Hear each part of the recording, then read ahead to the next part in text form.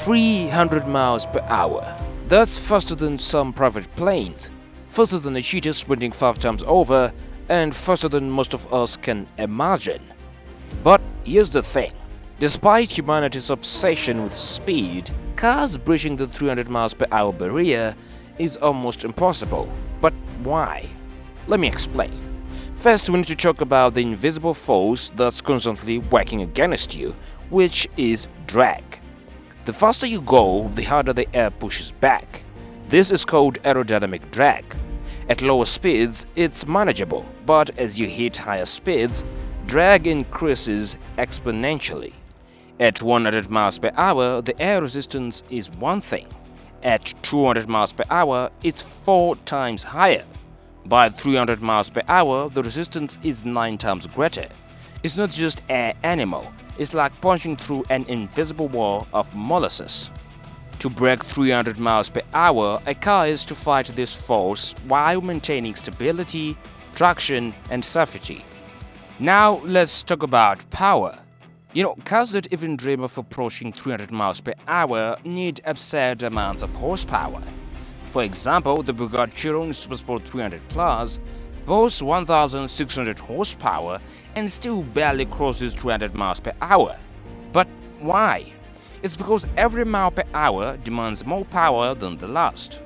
To overcome drag at 300 miles per hour, the engine needs to produce over 1,000 additional horsepower, compared to what's needed at 200 miles per hour.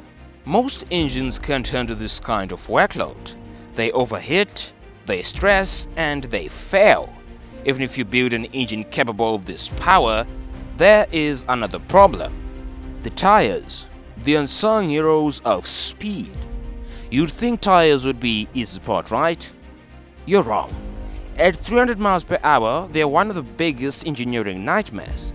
When tires spin this fast, the centrifugal force is so extreme, it's like they're trying to rip themselves apart. At 300 miles per hour, the rubber is under immense pressure, heating up to temperatures over 200 degrees Fahrenheit. If the tire fails, that's game over. In fact, specialized tires for 300 miles per hour cars are tested in labs for thousands of hours, just to ensure they don't shred in seconds. And yes, they cost more than most people's cars. Now let's go back to aerodynamics. At 300 miles per hour, even the tiniest design flaw can mean disaster. Cars generate lift as they go faster. If the car isn't designed to stay glued to the road, it can literally take off like a plane, and obviously not in a good way.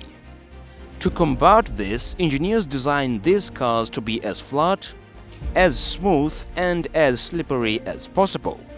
Every curve, every vent, every angle is calculated to keep the car stable while reducing drag.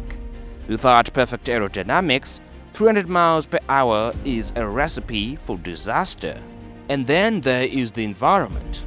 To hit 300 miles per hour, you need a road that's long enough, that is flat enough, and free of obstacles. Tracks like these are rare, and testing conditions have to be perfect. There should be no wind, no rain, and no debris. In the real world, these conditions are nearly impossible to replicate. Sure, you might have a 300 miles per hour car, but where are you going to use it? Now I know you might be thinking, but Sean, haven't some cars already hit 300 miles per hour? The answer is yes. A few hypercars have broken the 300 miles per hour barrier, but these are exceptions, not the norm. These cars are essentially science experiments, pushing the boundaries of what is possible. They are not practical, and they are definitely not designed for your morning commute.